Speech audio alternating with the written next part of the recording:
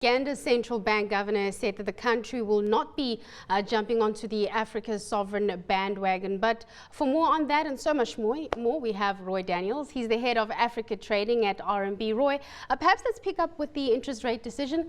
Unchanged, 8.5%, but there were inflationary pressures. Your view with regards to the decision that was taken by the central bank? It does surprise us a little bit. I mean, we thought there might be, I didn't see the speech, to be honest, and the publication, so I would assume that there's some talk about, concerns about inflation and worries about the upward trending rates. My concern being that they don't fall into the same trap they did about 2.5 years ago, where they look at the rates and they determine that we will keep our benchmark rate unchanged despite the fact that there's high overnight rates, there's higher inflation, and they try and sort of protect themselves from that by thinking they can just keep their central bank rate unchanged. They need to look at it and need to react to it quicker than they did the last time. 2.5 years ago, they fell into the trap of denying it.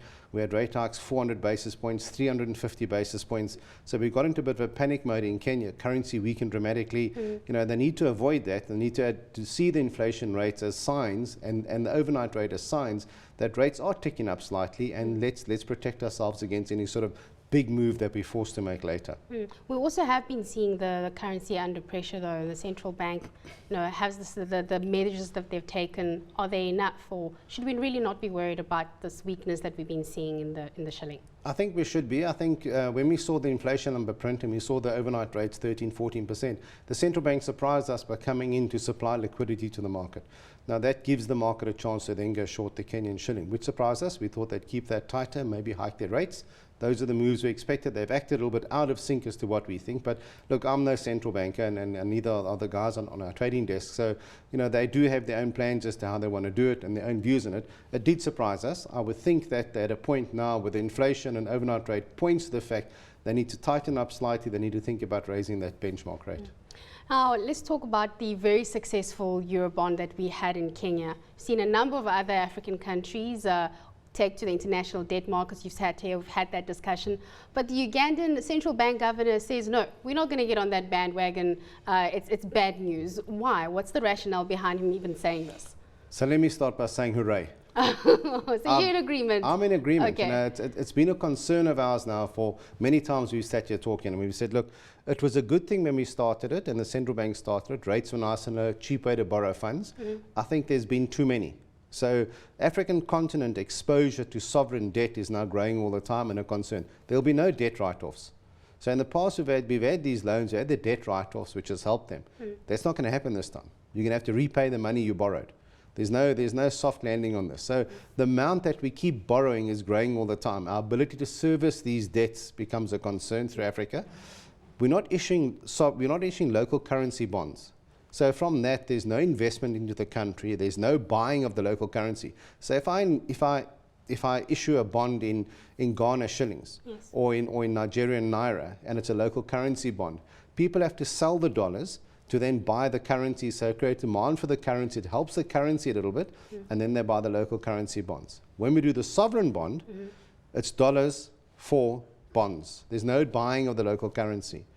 And my concern is that when we get under pressure, and when the first person bolts through the door, that door becomes very small when the rest of them need to get out of there. Yes. So it's a concern the amount they're doing. So I think what Uganda has said, what the governor has said there, makes a lot of sense to me. I think it's a good stance to say, well, we're not going to go that route. We need to do these things. My view is I like those infrastructure bonds that they issue, and especially the ones that are in Kenya. So that's the answer to this. Instead of going to the international debt markets at the moment, let's do infrastructure bonds. Is this the reason why we're seeing Zambia and Ghana now running to the IMF to get funding? So I think that the Zambian pictures are very different to the Ghana picture. Okay. So the Zambian central bank is going to the IMF for advice, and are we doing it right? Do you like the way we're progressing? Ghana's situation is very different. It's our view that Ghana is now at the last chance saloon. They have to have the IMF coming in to help them. The IMF has to give them funding. That's going to come with very strict conditions. Ghana's kind of, I don't want to paint a wrong picture about Ghana. I mean, as a group, that we're very interested in opening in Ghana and looking in that direction as our new sort of country to invest in. So we don't say that everything's wrong with Ghana.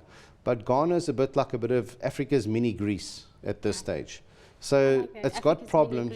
Yeah, it's got problems, and if we're going to take help from somebody, it's going to come with conditions. Are we able to live up to all those conditions? So what happened in Greece, got the bailout, the local people were in the streets, they were saying, look, we can't take these cuts, we can't take cuts in healthcare, we can't take the fact that the pensionable age is now hiked, is raised to 65, whatever, so all those things. There will come conditions. Don't forget Ghana has a big public sector wage bill. It's given itself a 14% increase to government officials. It's got the fuel subsidy that it's reintroduced in the country.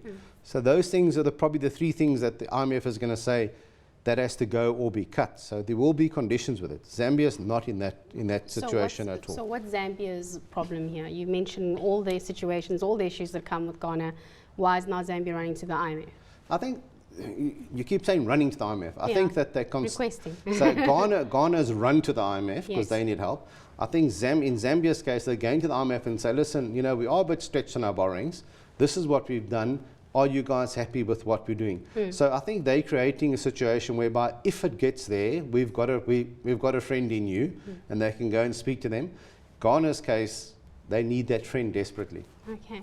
Roy, thank you so much for breaking that down for us and making us aware that these sovereign bonds are not necessarily the end-all to be-all. Structural or infrastructure bonds are the answer. That's the way. That was Roy Daniels, Head of Africa Trading at RMB.